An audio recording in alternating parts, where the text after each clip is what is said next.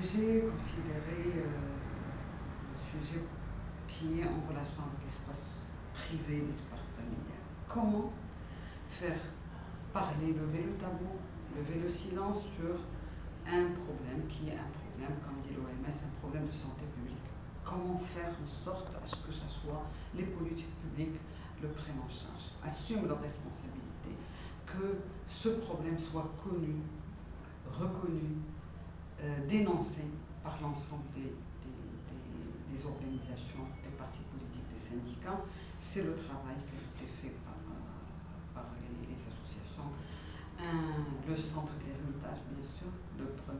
La première expérience au Maroc a été autour de l'association marocaine de lutte contre la violence à l'égard des femmes aujourd'hui, qui est connue par le centre de l'Ermitage, grâce à une mobilisation de beaucoup de personnes ressources, a initié le débat en 1995, la création, mais avant, autour de comment faire pour faire parler, pour accompagner les femmes victimes de violences, pour pas seulement dénoncer, parce que j'ai dit que c'est un mouvement féministe qui n'est pas un mouvement de dénonciation, mais un mouvement de revendication, scientifiquement, matériellement, de manière objective.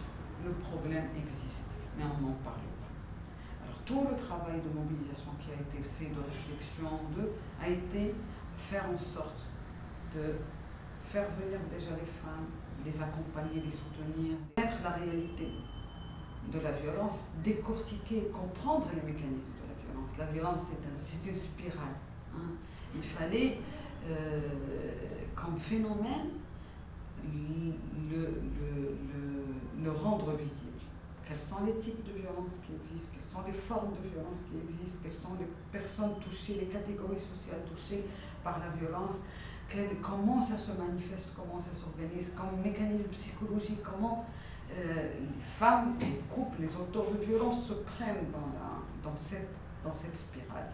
Et je pense qu'aujourd'hui, on a une connaissance claire, visible, pertinente sur le phénomène lui-même, que tout ce qui a été développé comme mécanisme d'accompagnement, comme mécanisme de plaidoyer, de mobilisation pour changer les lois, ne part pas d'une simple pensée, d'une simple illusion, mais sur une connaissance de la réalité. Le centre d'écoute, c'est un laboratoire, il nous montre la réalité et en même temps faire que la violence à l'égard des femmes soit un problème, qui est un problème posé politiquement, publiquement, et que ce ne soit pas chômage.